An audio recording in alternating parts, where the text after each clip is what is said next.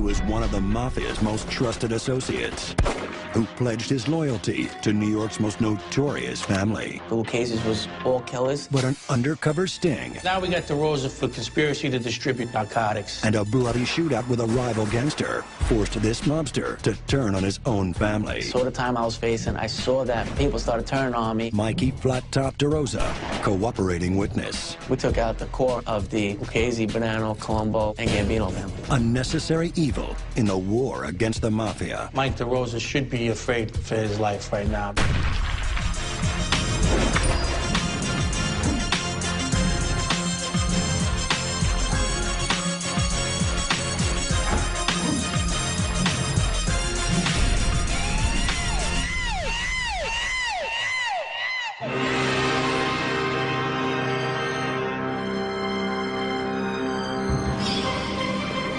If I could turn back time, honestly, I wouldn't have been involved in drugs because that was the downfall.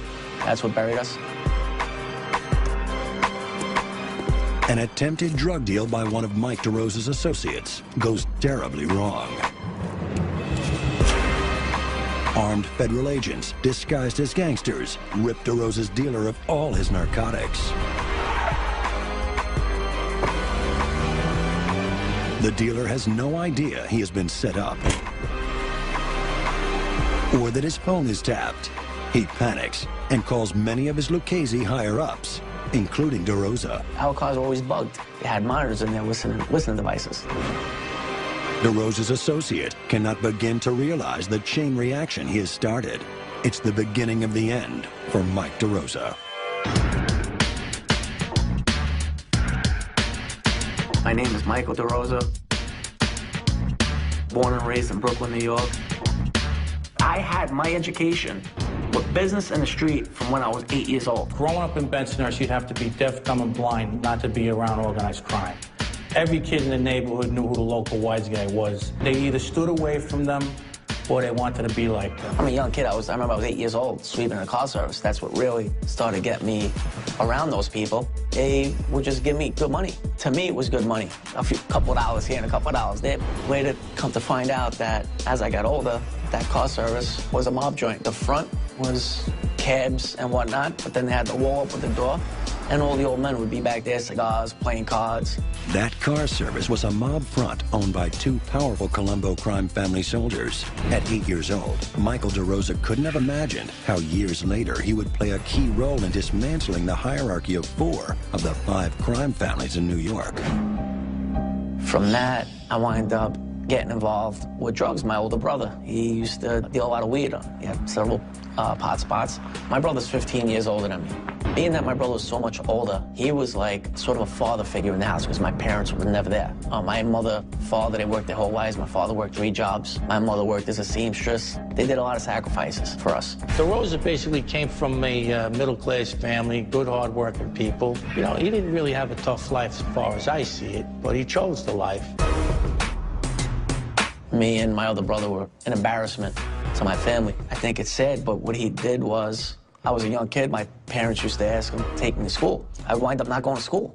Now I'm hanging out with him on a corner while he's dealing. As a young kid, 13, I started dealing weed. And I was never the type to be working for somebody. So what I did was, I knew my brother was dealing. I used to steal a little weed from him and package it up.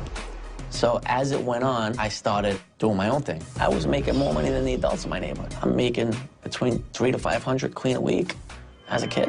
DeRosa got an early taste of the good life, and he wasn't about to give it up. His own family couldn't provide it, but he found a family that could.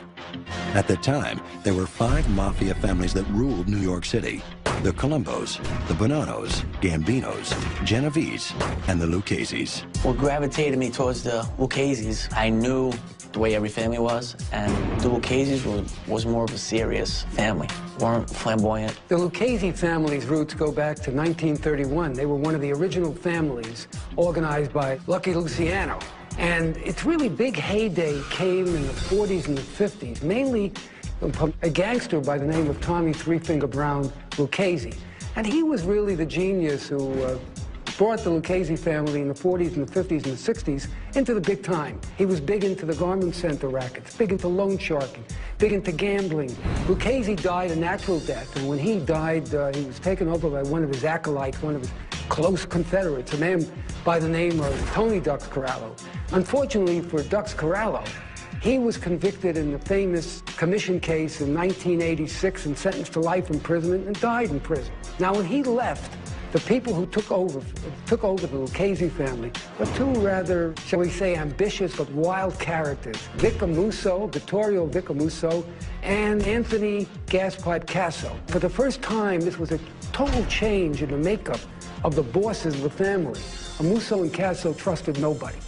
And what they did, they led to a major blood purge in the family. If they didn't like the looks of somebody, they wanted them bumped off. There were 10 or 11 capos who were killed. For a kid like DeRosa to be aligned with a ruthless, powerful, and extraordinarily wealthy family like the Luccheses was to be part of the royal family. The Luccheses was all killers and one of the richest families. And they were just feared. There was just something about them that just, I was like, this is what I want. This is what I want to align myself to. Each family was structured in a similar way. And the way it operates is the workhorses are the crews.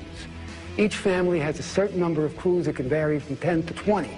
And what these crews are, they're the people out on the streets. They're the people doing all sorts of things to bring in lucre, to bring in moolah. One of the ways they do it is through drugs. Drugs has always been a fascinating and easy score. Well, Mikey Flytop DeRosa was an earner on the streets of Brooklyn. And all of these guys ran together, if you will, even though they were from different families. Sometimes the money would interchange and get kicked up in a different way. Everybody had their own territory, their own group. And the soldiers and the associates have to figure out schemes, figure out illicit things to do, bookmaking, do extortion, anything they can think of to keep bringing the money to their capos, who then have to bring the money up to the underbosses, who bring the money to their boss. And Mikey DeRosa handled the crew for the Lucchese crime family, and he kicked up to a guy named Froggy Galleone.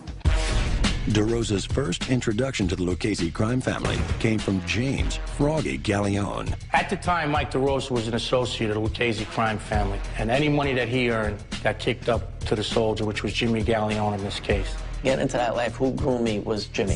He was a good guy. You know, he was more like of an older brother. I looked up to him. Jimmy Galleone proposed DeRosa to become a made member of the Lucchese crime family. And what will happen is you will have to be sponsored by a made member of that family. And I see Jimmy the way he is and the respect that he carried. I knew where I wanted to go now in life, so I hung around Jimmy. The difference between Jimmy Galleone and Mike DeRosa is Jimmy Galleone really never had a chance. Jimmy's father was Ralphie Wiggs Galleone, who was a main guy in the Gambino crime family. Jimmy grew up in the shadows of organized crime. And his father got killed when Jimmy was 9 years old. So Jimmy was basically raised on the streets of Bath Avenue by members of organized crime, and he knew no other way. You know, there's expectations when you join a crew, especially a crew as strong as the one that was run by Froggy Galleone. And you weren't going to become a manager, and that's what Mikey DeRosa was, a manager, unless you're making some money. So I'm sure that whatever he was doing criminally, it was whatever his bosses told him to do. Drug dealing, loan sharking, and extortion were a part of his daily routine. As a solid earner, and with Galleone by his side, DeRosa was making a name for himself within the family. But he was quickly making enemies outside the family. I got into a beef with Joey Scarpa, which is Greg Scarpa's son. Joey Shiro was the stepson of Gregory Scarpa, and Joey Shiro was a drug dealer. And he basically operated under Greg Scarpa's umbrella. When you're Scarpa's son, nobody messes with you. Greg Scarpa was a capo for the Colombo crime family. And Greg Scarpa was considered very, very dangerous. And there was a war. And guys like Mikey DeRosa started to arm themselves with assault rifles and roam the streets of Brooklyn shooting at one another. There was a bloody war in the Colombo crime family between the Arena and the Persico factions, leaving a trail of bodies throughout Brooklyn. They were fighting against each other, so everybody was killing everybody. A deadly gunfight elevates DeRosa's stature within the family. So I was like, here we go. So I put a gun in everybody's hand. I said, let's go outside.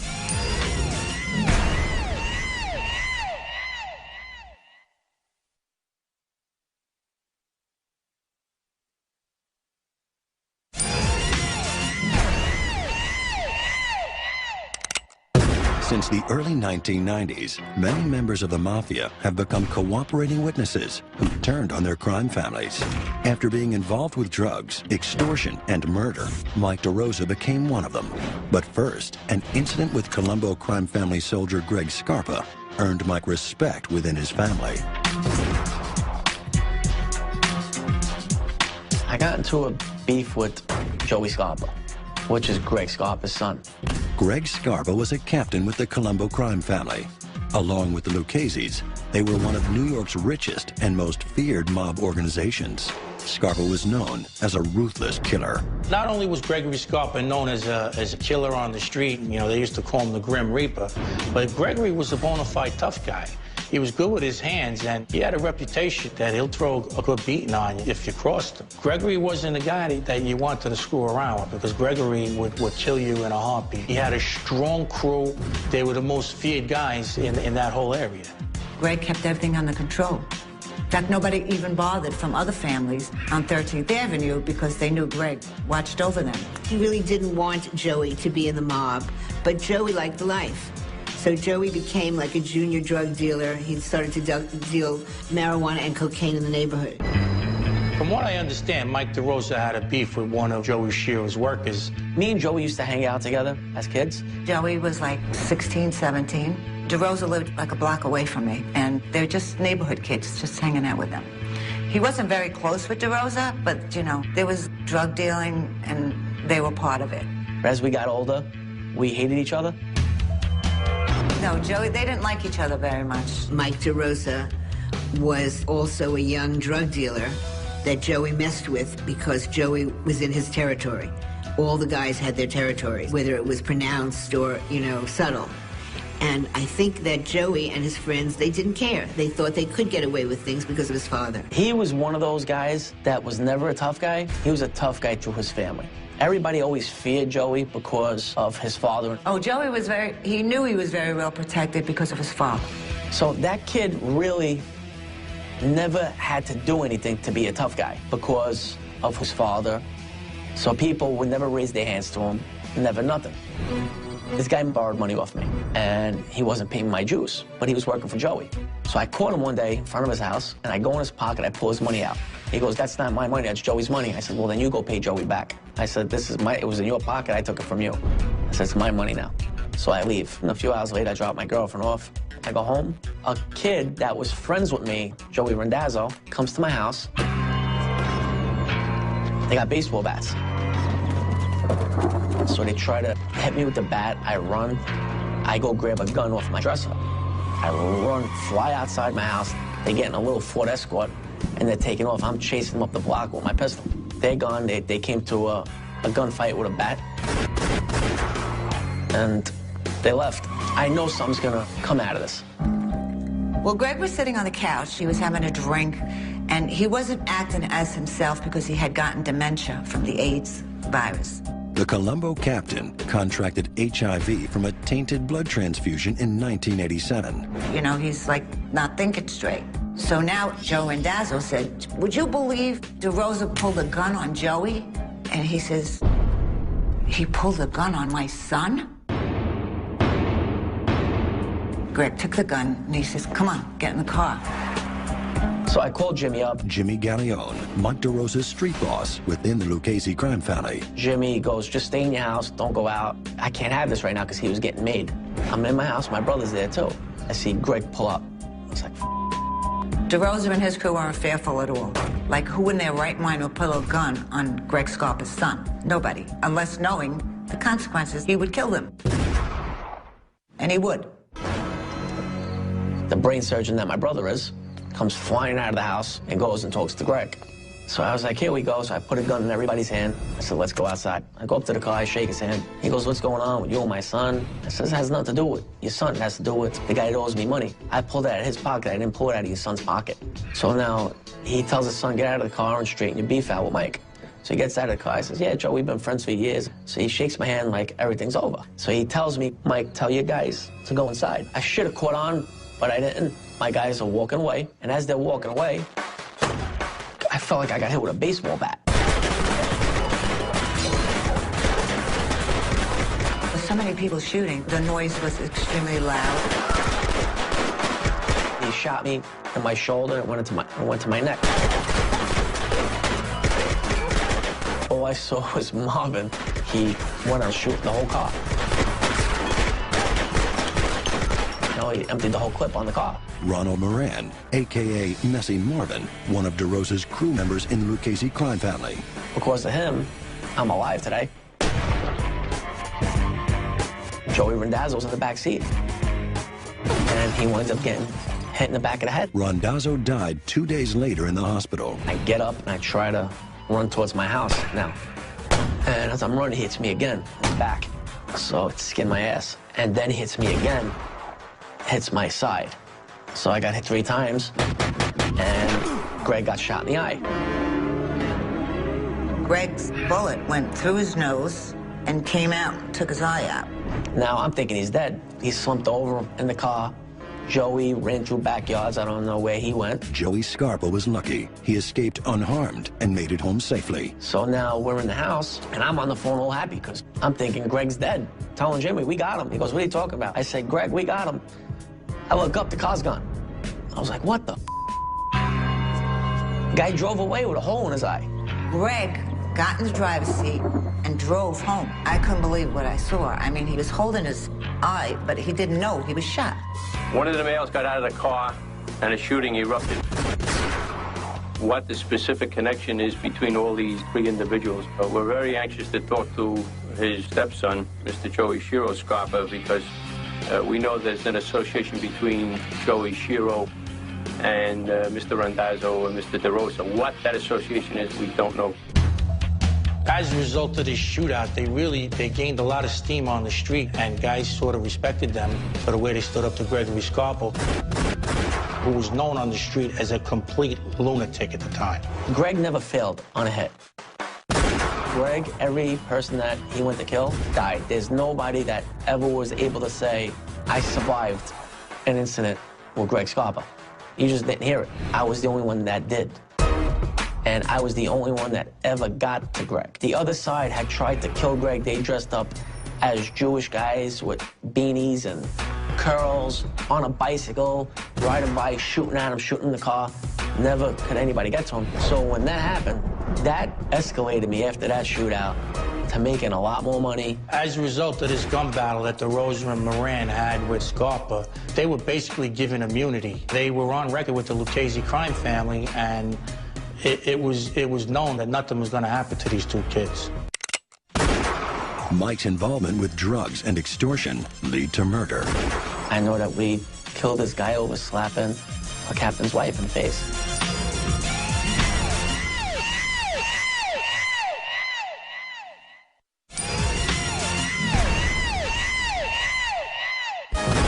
After surviving a gun battle with notorious Colombo hitman Gregory Scarpa, Mike DeRosa and his crew were deemed untouchable by all 5 New York City crime families. Mikey Flat Top DeRosa. Here was a guy who was a real earner. The mob liked him because he was making a lot of money. He was a manager of a couple of the drug crews for the Lucchese crime family. The way the drugs come in, they came in from downtown Brooklyn, came in off the ships. We were getting the keys from them and then distributing them all over the place. We had Brooklyn tied down. We had Brooklyn, we had downtown, we had Manhattan, the clubs in Manhattan, parts of Florida. And one way or another, every drug dealer had something to do with us, whether they were paying or they were buying. I was dealing all the drugs and everything, and I was like, all right, where am I gonna put my money? I saw guys that were doing loans and everything. So I took my money and I started pushing it down the street, telling people, you know, I got money, I'll lend it to you. So the illegal money that I was making with the drugs, I was there, in turn, becoming a bank now, too. So now I was making money on top of money. For instance, if I had $100,000 on the street, within a year, that $100,000 became $300,000. We used to deal with phony money also. In addition to his loan sharking business, DeRosa also distributed counterfeit money. I remember one time going to Florida over a weekend. We went there with, I believe, 70, 80,000. We blew 80,000 over a weekend. What's funny is nobody ever questioned us. When we were in Florida, it was hysterical. Our money was glowing on top of the bar. You got the black light? Nobody ever questioned us. I guess they were scared. They weren't the bartenders or whatnot. They were afraid to say anything. So we're walking around Florida and blasting money everywhere. Drug dealing and loan sharking were not the only things that DeRosa was asked to do as a key member of the Lucchese family. I get a phone call. They told me, you gotta come. I was like, come? They were like, yeah, we gotta go do like a piece of work. Meaning you have to go kill somebody, sit on someone. So I was like, I'm on the way to my friend's funeral. You know, and they were like, no. We were sitting on a guy in Staten Island. We sat on him for another week, and then we killed him. They didn't let me know why we were killing him, but after it was done, I know that we killed this guy over slapping a captain's wife in the face. And that's the reason why he died. As DeRosa's star was rising within the Mafia, so was his reputation with the NYPD's organized crime unit. Although they did not have proof of DeRosa's involvement with drug trafficking and loan sharking or murder, it was the disappearance of a family friend that really put the heat on Mike for the first time in his career. The way the case started against Mike DeRosa was there was an individual who was reporting missing by the name of Carmine Gargano. A real good kid at the time. He was a friend of mine. Carmine would do anything for like my family. Like he was good with construction and come from a great family, great people. Carmine, he was good in school. He never had any problem with him. His grades were good. But he had that envision in his head about gangsters. He always wanted to hang out, and he wanted to get involved. I wouldn't let him get involved. So we got into a fallout. 2 weeks before my brother Carmine went missing, there was an altercation at a bar in Bay Ridge. DeRosa and my brother Carmine were at. Gargano was seen having an argument with DeRosa in a bar called T-Birds on 86th Street in Brooklyn. I get into an argument when he's in the bar and he tries to say hello to me. I looked at him, he's hanging out with my enemies now that we've been trying to kill each other. So he goes and tries to shake my hand. I says, get your hand away from me. And I says, let's go outside. I punched him in his face. He went up against the car. Then my friend jumps over a car, slides across it, punches him, and then he tries to run away, and I threw a bottle at him. And he ran away. That was that. He winds up disappearing a few days later. Because of that fight, many people in the neighborhood assumed DeRosa had something to do with Carmine's disappearance. They were telling everybody in the neighborhood that it was me, but it wasn't. The last time that I saw my son, it was July 10, 1994. 1:30. Out of the mother's frustration because she was unable to convince the police department to take a missing persons report on her son, she appeared at a town hall meeting where Rudy Giuliani was present. Giuliani was on a podium, and I raised my hands, and I told him what my problem was.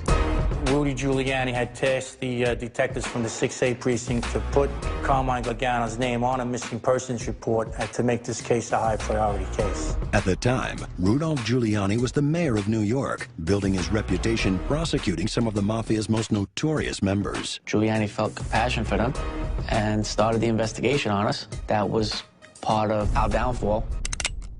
With a young man missing and drugs flooding the streets, the NYPD and the DEA began to put the heat on Mike DeRosa and his crew. We were under investigation already.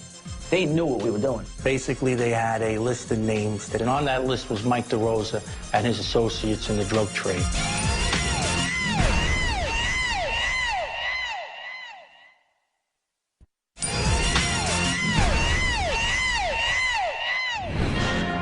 As a drug dealer earning millions of dollars a year for the Lucchese crime family, Mike DeRosa was on his way to becoming a made member of the organization.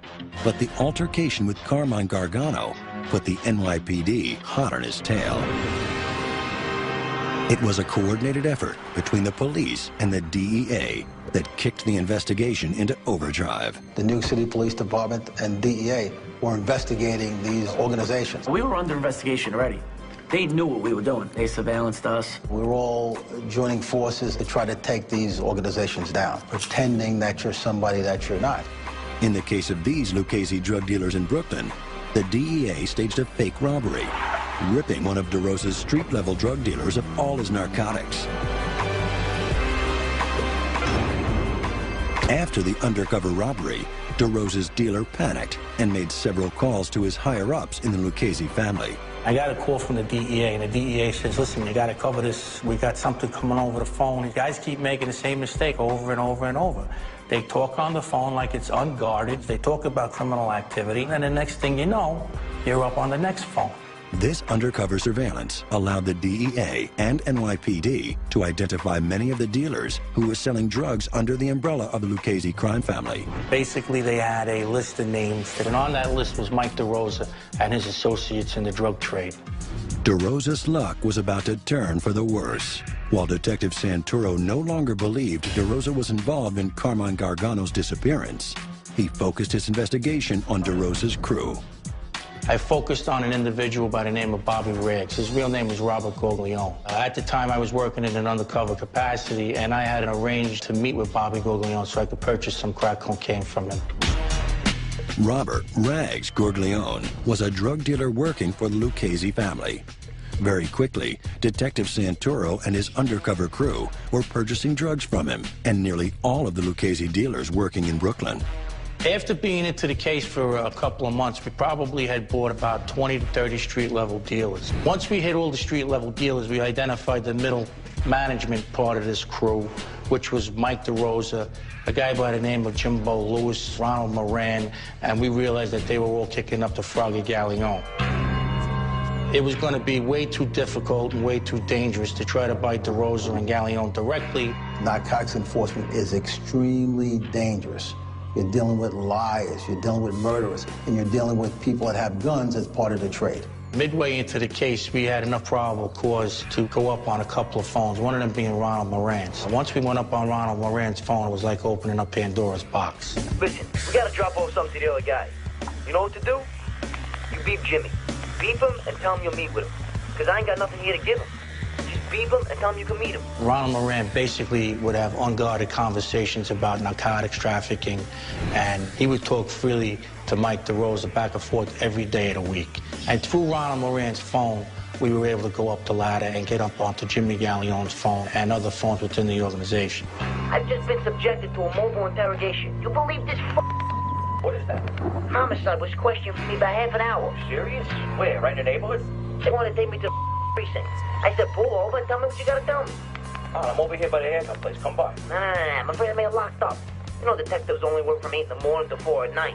So I gotta be under investigation for them to pull me over at 7 o'clock. I'll make that kid drop me over there. All right, get somebody to drive you over here and he'll drop you off or something. In a short time, we realized that DeRosa was Gallione's guy, that he was one of the main managers out on the street. It became apparent to all of us involved in the investigation that DeRosa was so implicated and buried over the Gallione phone that he was going to be the guy we really focused on. I mean, in any investigation, you try to identify a guy that you have behind the 8 ball the most, and DeRosa was our guy. Well, now we got DeRosa for conspiracy to distribute narcotics. We also got him on RICO charges for being a manager of a criminal enterprise. In 1970, a law was passed known as RICO, the Racketeer Influenced Corrupt Organizations Act. That really enabled the government to investigate and prosecute organizations rather than individuals for isolated crimes. That was a watershed moment in tackling all kinds of organized crime. Rudy Giuliani used that RICO law like a conductor at a symphony. He basically convicted guys just for being made members of an organized crime family. What it gave the government authority to do was that if you were in any way implicated in what was called an ongoing criminal enterprise, any implication, if you overheard an attack, somehow or other got money, you might face 20 years to life in prison. So for the first time, they had a tool to work up the line. So he's basically done. He's toast. Knowing this, I wanted to be the guy that executed his search warrant because I saw him as the weak link, and I wanted to get the first crack at this kid and see if maybe there's an inkling that he was going to cooperate.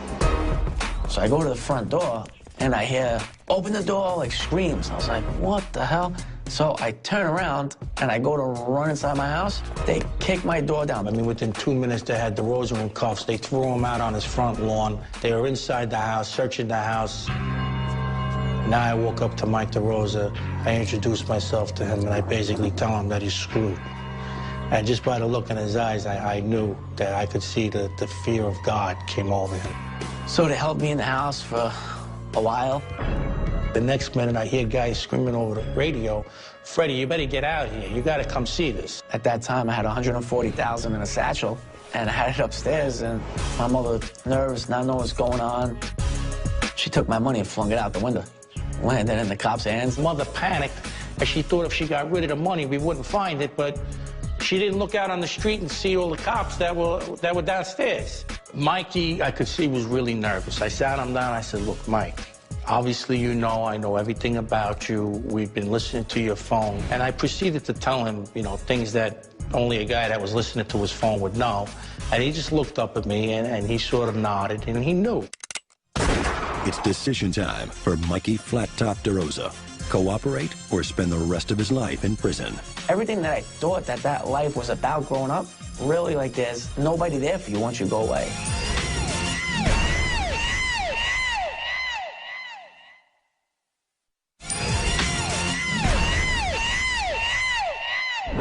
Mike DeRosa was arrested on drug and RICO charges and was taken to the Metropolitan Correctional Center, where he was held for several months. He was one of 38 members of organized crime arrested that day. Like I said, I was locked up, and I saw the time I was facing. I saw that when I was in, people started turning on me and saying that I was cooperating when I wasn't, so I already got that rap. People stopped paying me my VIG, money that they owed me on the street. And, you know, because when my friends were in jail, I was looking out for them. I made sure, when Marvin was locked up, I made sure he had his money from his businesses. I went out, we hurt people for him and his workers. Nobody was looking out for my family or anything like they're supposed to. I was like, what am I doing? I'm facing 30 years on one charge. I'm gonna get re-indicted on other charges. I'm gonna wind up getting 50, 60 years for what? And nobody's keeping up to what they gotta keep up to, but I'm gonna sit here and do all this time, and what am I gonna come out to? DeRosa cooperated because he was looking at some serious jail time. Everything that I thought that life was about growing up, really, like, there's nobody there for you once you go away. You could forget all that. And I decided, I'm done. DeRosa realized his family would not be taken care of by his criminal cohorts while he was in prison. So he decided to turn state's evidence. He flipped. Mike DeRosa flipped because he was facing a lot of time. The members of the Mafia that became witnesses for the government didn't turn into informants overnight. In most cases, witnesses that we were able to draw from organized crime ranks came under enormous pressure because they were facing life sentences in murder cases. The other example of that would be a little bit different than that would be if there was some kind of internal dissension in a crime family where a contract might be put on one of their own. They were going to put a contract out on my brother. And the target might learn about it, and he'd have nowhere to run but into the arms of the government. If, God forbid, anything happened to him. So he'll say he did it for his honor, he did it because this one was going to kill him, this one. No, he did it because he's a selfish criminal, and that's what selfish criminals do. They watch out for themselves. I don't think turning on your family means a thing. Who are you turning on? Insane, horrible, criminal murderers that you made a pledge not to turn on them? The whole pledge was insane. I was like, what am I doing? Nobody's helping out. Nobody's doing nothing for me. I'm sitting here. The feds are in one ear trying to get me to flip. They're trying to confiscate everything from my family that is theirs. You know, my parents worked hard for everything they had.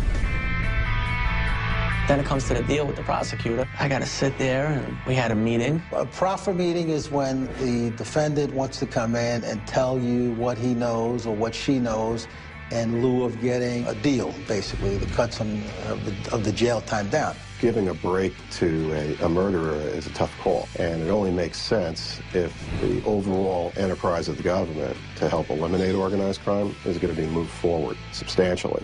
And so you listen along with the prosecutor on what this person knows, and you weigh how valuable that information is to help you launch another case. You can identify and investigate other members of a criminal organization. Because after all, what you're dealing with are sociopaths who dedicated their lives to murdering, stealing, so it's a difficult choice. It's a grave ethical question what you do with informants. Sometimes their crimes are almost as severe as the people they're testifying against. So they knew what was going on, and they knew if I was lying out, and they told me, they said, you lie, you're gonna do 30 years. so it's on you. We know a lot of what's going on already, so we will know if you're holding back or not. Then they said, if everything is on the up and up, we will write a 5K1 letter for you. The agreement's pretty simple. What the defendant gets in return for his cooperation is the promise of the government to make a motion to the court under Rule 5K1.1 of the sentencing guidelines to sentence this defendant below the guidelines, and that means anywhere from 0 to life. The only one that can give the informant a break is the judge. It's ultimately up to the judge as to what he wants to do with it. If he doesn't want to do anything with it, he doesn't have to. So the only thing you can tell this guy is that I will let the judge know through the prosecutor the extent of your cooperation. Like everybody else, I was stressed out up until the day I got sentenced, because you never know. You know, you remember, you get from 0 years to 30 years. So even though with your cooperation, if the judge, because it's all on to the judge now, if the judge feels that you should get 30 years, you're going to get 30 years. So the judges are acutely aware of the strategies that the government has used very successfully in tackling organized crime. Accordingly, sentences far below the life maximum in cases where a defendant lived up to his responsibilities have been imposed. So I was in for 5 years, close to 5 years. I was testifying on cases while I was locked up. Once DeRosa decided to flip, it was like a house of cards. I mean, he gave up so many people, and in turn, those people flipped. And this case was like round 0 to a bunch of other cases. Mike DeRosa's life as a gangster was over. He turned on the only friends and family he had ever known. We took out the core of the Lucchese, Bonanno, Colombo, and Gambino family. Well, it's in my opinion that Mike DeRosa should be afraid for his life right now.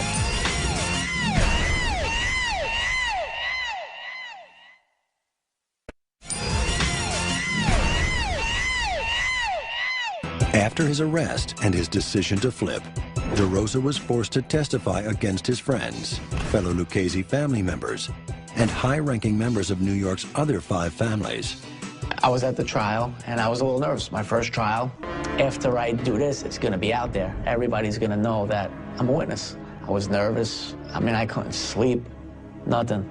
They had everybody I knew in the courtroom, and it was just,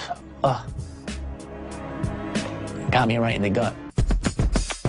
I testified against Anthony Spiro from a consigliere of the Bonanno family for having ordered the hit on a Poligalino. It led to the arrest of the consigliere of the Bonanno crime family, who was Anthony Spiro at the time, and Spiro's doing life in jail because of it. I'm actually glad that I did it against Spiro because he was just no good. Also on trial during that time were John Matera and Anthony Ferrara. Unlike Spiro, these 2 former members of organized crime were Mike DeRosa's close friends. I actually cried. I didn't want to go up against John. I genuinely liked John. It hurt because I knew his wife, his kids, his mother, everyone. He pled guilty to 20 years, but he had already did 8 years prior on my case. All the other cases that I brought in, people pled guilty, so they didn't go to trial. So it worked, and that's what they did. They started small with the small fry guys, and they worked their way up. And people don't realize that the backbone of this case was really the $20 bag of crack, which is a pretty amazing thing, because out of that $20 bag of crack, these guys were making approximately $25 million a year. And it was going straight up to the Lucchese crime family, upper echelon. And we proved that. We took out the core and the bud of the Lucchese, Bonanno, Colombo, and Gambino family. And the case was really one of the most successful cases that I have ever worked on in my entire career. It had broken the barrier and the rule of omerta. Omerta, the code of silence. Every member of the Mafia takes an oath to maintain his family's secrets. They had exposed all of their higher-ups and everyone below them to prosecution, and they pretty much shattered the myth of loyalty in the ranks of organized crime. It's like amazing. If omerta, forget about it. Everybody turns on each other because they want a lighter jail sentence. The government saw that I was holding up my end of the bargain, so then they held up theirs. They had finally given me bail after 5 years. Then I went back for sentencing 2 years after that. I wind up getting time served. So the time served was 4 years and 8 months, I believe I was in.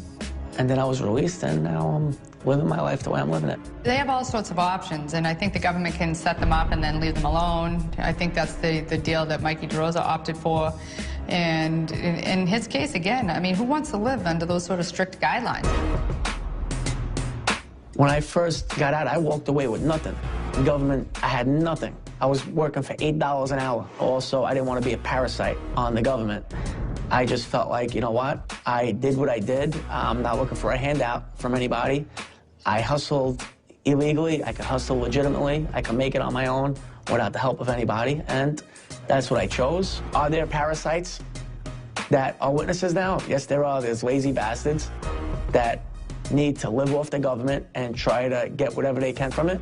I'm just not that guy. Never was, never will be. After being released from prison, DeRosa was relocated by the government and began working in the real estate business. I got involved in deals that I made, and I did very well with them. And at some points in my legitimate life, what I made in a month, I made more than when I was doing illegal stuff.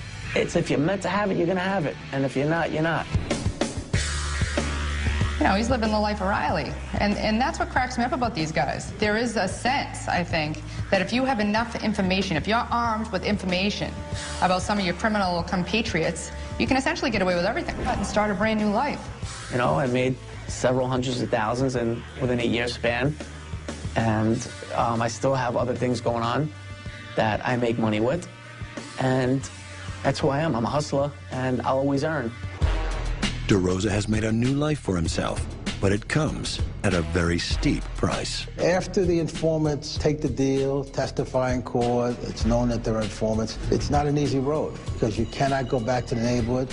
You have to cut all ties with previous friends and associates, so it's not an easy existence. Well, it's in my opinion that Mike DeRosa should be afraid for his life right now. Well, there's a lot of these bad guys that he put away. They're getting close to coming out right now, and, you know, he has to be careful. Is it dangerous? Yes. But you know what? The same way I lived on the streets that I never knew what tomorrow was going to bring is what I'm doing now. These are some bad guys that they're not shy and they're not afraid to murder. They've done it before. What's going to preclude them from doing it again? I have nightmares till today. I wake up like with pains in like my chest and everything else. It's just something that I have to live with. I don't know what tomorrow's gonna bring, but I'm not gonna hide from nobody. I'm not gonna live in fear, and I'm just gonna do my thing. I got my legitimate businesses. I don't bother nobody for anything, and that's just what it is. Regret, I can't say that I regret a lot. I had a good life in that life. I've lived a life to where CEOs of companies live when they're 65 years old. I lived it when I was in my teens and my early 20s. Did I pay for it? Yes. Was it worth it? Yes.